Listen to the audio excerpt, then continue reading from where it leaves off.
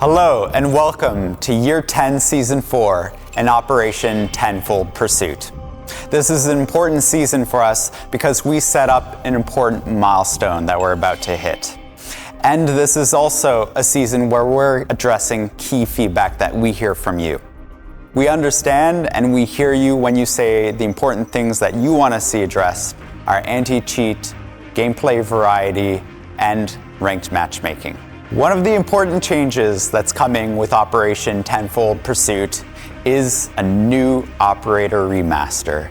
And what better operator than to choose one of the originals from the cast of Siege. This season marks a historic moment for Siege, 10 years, and we'll be sharing even more details about how we're celebrating this at the end of the reveal, so stay tuned. G-SAC 専任オフィサーアイア・スミット、レインボープログラムに関する最終報告。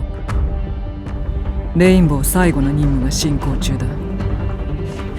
世界の均衡は崩れかけている。なぜこんな事態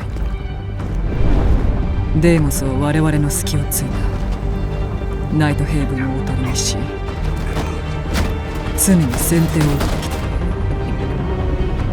彼が元レインボーだったと。もう取り返しがつかない。信頼は崩れた。評議会はプログラムの打ち切りを決めたが、誰がそれを責めたのか。市民が危険にさらされ、G-SAC までもが狙われた。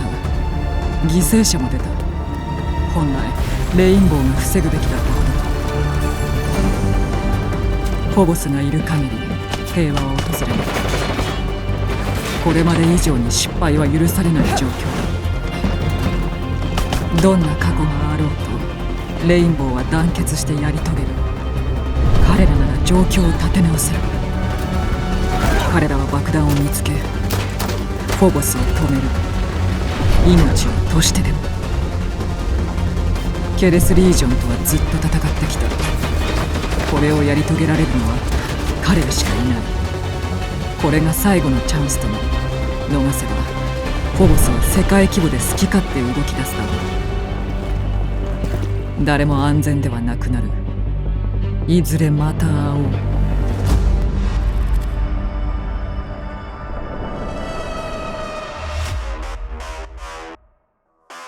This season, one of the most iconic operator for Siege is evolving. After 10 years, even legends need new tools. I've detected an enemy device. Thatcher is going to bring the EGS Disruptor to the field now. It's a device that has two components. We have the scanner on one side, and we have the launcher on the other side. The scanner is a screen that will allow you to see every gadgets that are electronic through surfaces. Enemy's got tech right in front of me. The launcher part is able to project EMP charges to those gadgets. Enemy devices are dark. The EGS is a very precise gadget. You will be able to see and select a device and shoot it. Enemy devices. Once you shoot a device, it will go down for 15 seconds and you can see the progress on the scanner screen. Thatcher is a Pathfinder. He has been around for 10 years, and there's a lot more than laser sights now. We are remastering him so he can be relevant for another 10 years. Enemy devices taken out. Even after this rework, Thatcher will remain true to himself, and he will be one of the best options for support. We're bringing a new gadget and also a brand new weapon. The brand new weapon is a DMR. The PMR 90A2 is a DMR that focuses on shorter encounters. It has high damage and has the ability to open line of sight from afar. Thatcher will be the first operator with 4 primary weapons. He will have the L85, the AR-33, the M59, and now the PMR. This new shared weapon will be available on 4 operators: Nuke, Ibana, Capital, and obviously Thatcher. Battle Pass owners will be able to test out the new PMR 2 weeks in early access. After that, it will be available for everyone.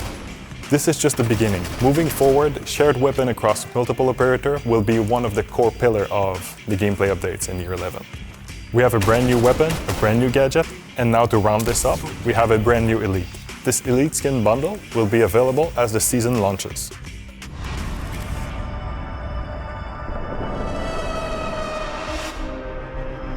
Balancing updates should be something players look forward to. Moments that refresh gameplay, breathe new life into operators, weapons, and gadgets, and open the door to new strategies and metas. They should spark creativity and keep the competitive spirit alive.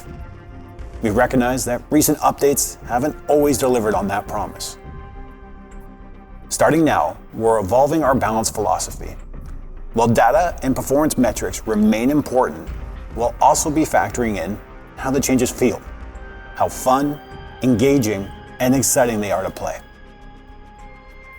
Our goal is simple: to make each update something that you can get excited about. We're committed to building a future where balancing brings joy, not frustration, and where your experience is always at the heart of our decisions. And with that, let's jump into this season's updates. We have an update to one of our core gadget systems in the game, the DSEG system. That stands for Disabled State for Electronic Gadgets. This is where all the tech that goes into how and why electronic gadgets turn off or get scrambled when EMP'd, for example. Two core changes are taking place.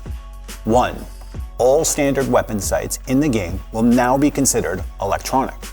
So when you are EMP'd, your sight will now turn off for the duration of the effect, regardless of which one you have equipped. Two, Mute's signal disruptor will no longer act like an EMP, and as such is being removed from the DSEG system. This is to clean up many inconsistencies with his gadget. For example, if Thermite has an exothermic charge on the main breach and a signal disruptor is in range, Thermite will not be able to send the signal to that device and start the breaching process, because the exothermic charge is within Mute's signal disruption area. Now let's switch the position of the signal disruptor. Thermite is standing in range of the signal disruptor, but his placed exothermic charge is not. When he tries to activate the breaching process, it will fail because the communication is disrupted on his end. This was not the case in the past. It used to be that only the placed gadget could be disrupted. Now both the source and endpoint of the communication signal can be disrupted. This also means that if a gadget does not use a communication signal, it will be unaffected by Mute. Because to put it more simply, he no longer disables electronics. He disrupts the signals electronics emit and receive. With this change, he will in fact be countering a few less gadgets. So he will be receiving two additional changes to help offset that. First, he is now a 2-speed, 2-armor operator. Second, the radius of his signal disruptor has been increased. Now before I move on from the DSEG system, there is one more point of consistency we're adjusting for. But this is for Aruni's surrogates. When her gates are EMP'd, they will now trigger the re-enabled state logic. So they will be disabled for the duration of the EMP, then require to be shot to turn back on, as if you had triggered the gate by throwing something through it. Castle. Castle's update is something I think some might sleep on at first, but I'll tell you one of my strategies for using this change in a moment.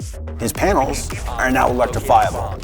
Throw a Kaid Claw within range of one, and you just fortified that panel from ranged assault. Personally, I'll be using this to hold the second floor R6 room as Kaid when defending bunks on layer. No more ash charges coming in from the window and display are gonna break my teammate's armor panel, protecting me while I trick the breach. But why are we adjusting Castle? A part of the sight adjustment last season for our defenders was to allow us to start tackling the true issue with many of them. Basically, without a magnified scope, they are not compelling enough to be brought into your lineups, and that simply won't do.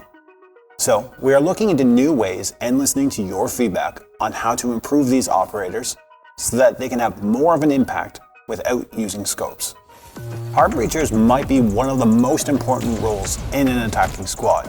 You need to coordinate with your team to breach key walls and set up angles which allow you to start stripping away the advantage defenders have when the round starts. And because of this, we are looking to give our hard breachers a little attention. Yes, even Ace, who is surprisingly happy to step aside and let his counterparts share in the spotlight, because apparently he's been carrying the hard breaching team for some time now. Let's start with the man that literally started it all, Thermite. Thermite will be receiving two changes. He will get an additional exothermic charge, bringing him to 3. He will also be receiving a secondary shotgun for extra flexibility. Maverick will be receiving 3 changes. His breaching torch will no longer pause to cool down and reload. He will also be receiving frag grenades. And lastly, he'll be receiving the Reaper Mark II secondary weapon. Ace has humbly accepted 2 changes. In exchanging for slowing down and becoming a 3 armor, 1 speed, he will also be receiving his own set of stun grenades. Lastly, Habana. Habana will be receiving more changes than the rest. Reduced recoil to the Type 8-9 assault rifle. She'll also be receiving the PMR 90A2 that Thatcher's getting. Claymores will be added to her secondary options, and her X-Kiro launcher will no longer need to be reloaded between shots. That's it for balancing for now, but we hope you like where we're going with this adjustment in our balancing philosophy, which will of course still continue to grow and evolve as we gather your feedback and look towards the future.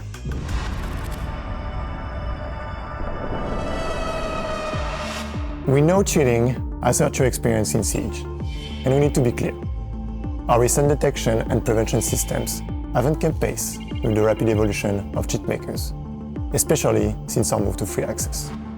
This season, we are taking responsibility and continuing to invest in stronger measures to protect fairness and security in Siege. Cheating cuts into what makes Siege great: skill, teamwork, and strategy. ShieldGuard remains the backbone of our protection system. In Season 3, we delivered weekly security updates. And now in Season 4, we're changing the cadence. Twice a week, new updates will roll out to constantly disrupt cheat makers and make their work harder. We're also pushing to be faster and more aggressive with data-driven bans. Our research and development team are tracking new cheat patterns every day. We've made progress, but we're not satisfied. Our focus is to permanently ban more cheaters and do it faster. Another major advancement on the way is recall script detection. We're building a system that can accurately detect macros and scripts without punishing skilled players. In Season 4, we're working directly with pros to collect recall data, ensuring it's both precise and fair. This is a big step forward, and we are confident that in Year 11, this will roll out to directly protect your matches. We know the fight against cheaters is never ending. This season, we're stepping up with more research and development, smarter data bans, and more frequent ShieldGuard updates, all aimed at making Siege as fair and secure as possible.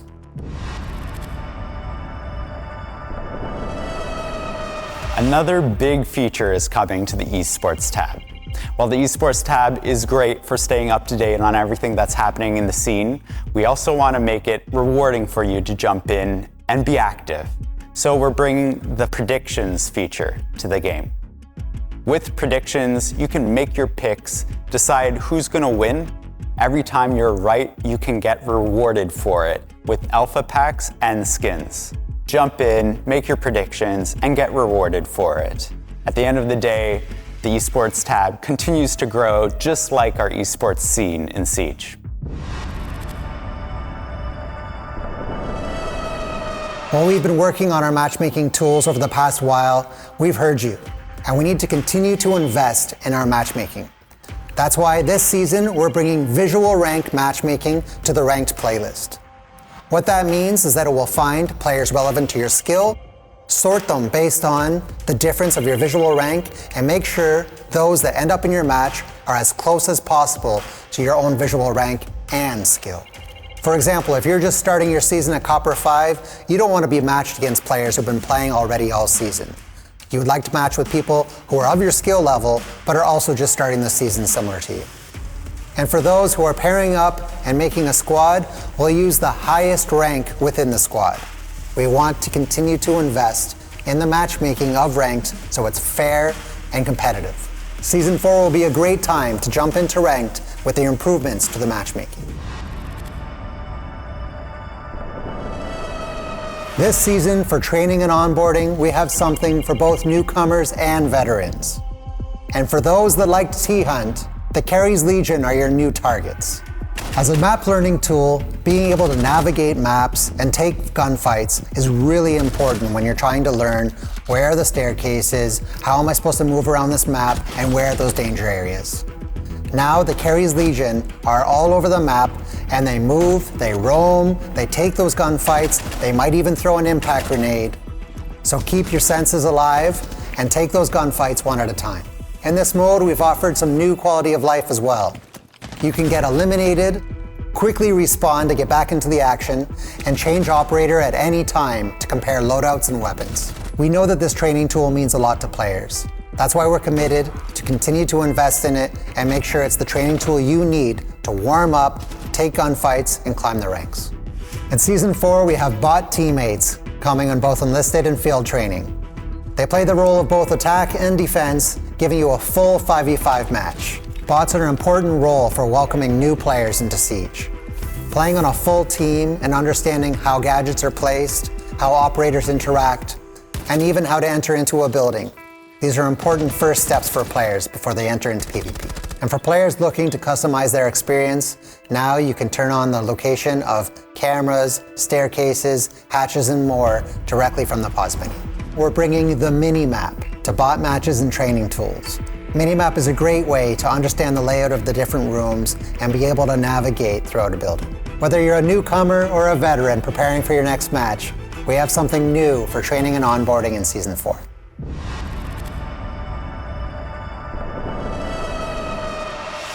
Coming up this season, we have a brand new playlist, the Testing Grounds. The Testing Ground is a playlist that will focus on communication, community, and experimentation. The Testing Ground is all about gathering feedback before we implement the new feature. Everyone will be able to access this content. It's going to be on the main hub. For the first Testing Ground, the subject is going to be armor and speed. Operator can customize health, speed, and sound through the armor choices. You might be a fan of the Gridlock's gadget, but not super comfortable with the armor and speed. This set of new changes allow you to customize their speed. For the purposes of Testing Ground, we will be using the quick match setting, and with the limited pool of maps. This will be available for 1 week during January. To make sure that we gather feedback, we've implemented a QR code on the main menu. Testing Ground is all about working with you. If you want to be a part of the future of Siege, this is where it starts. Before we dive into our next topic, there's one operator who always knows how to make an impact. Long before Rainbow, Goyo learned how to turn chaos into precision. Let's take a look.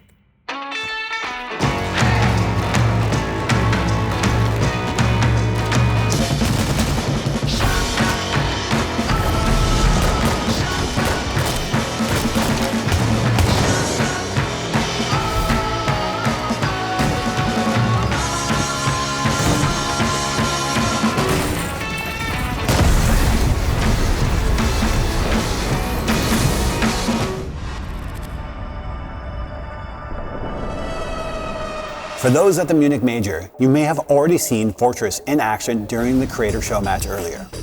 For everyone else, you'll get to experience this for yourself this season.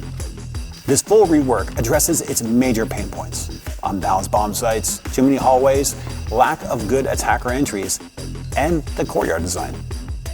What has changed? Objectives have been rebalanced one at a time through playtests and iterations. There are 2 new rooms that have been added to the map. The courtyard has been transformed into an exterior zone for attacker entries. Several hallways were cut, including the huge second floor hallway. Visual updates plus unique features have been added to the objectives for replayability. This rework brings Fortress back into the ranked rotation, but it will also be added to the Pro League map pool, and we're excited for you to play it once again. And that's not all for the maps this season. Alongside the reworked Fortress, it's now Theme Park and Skyscraper's turn to be modernized. This is part of our ongoing effort to keep the foundation of Siege fresh and competitive season after season. On behalf of the entire Siege team, we'd like to thank you for your dedication and your passion for the game. Without you, we couldn't celebrate this amazing milestone. 10 years of Siege and 100 million players. It's an incredible result, and we can't wait to keep on building on this. And so with that, we want to share a little clip that celebrates the game and this amazing community and how far we've come.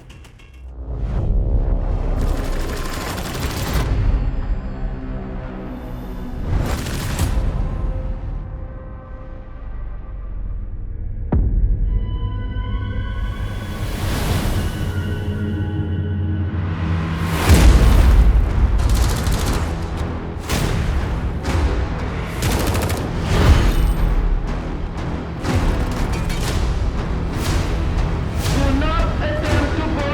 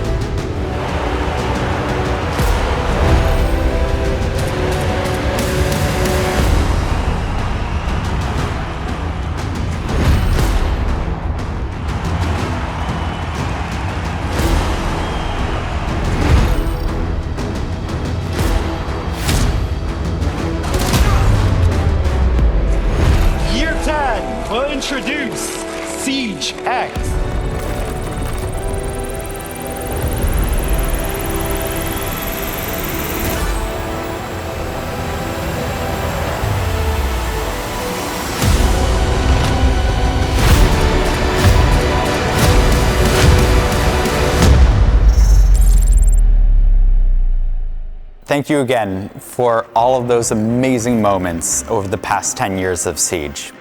Make sure that you actually claim the free reward, 100 million player background card, so that you can wear it with pride. And be sure to celebrate the event and the moment with our Wildcard Siege event, dropping in December. This event will have callbacks and Easter eggs to some amazing moments in Siege history. We look forward to you checking out the map and everything else that's coming with the new season soon. And there are more rewards to be given out, so stay tuned to our social media. November 17th is when the test server drops, so jump in, give us your feedback, and check out the new content.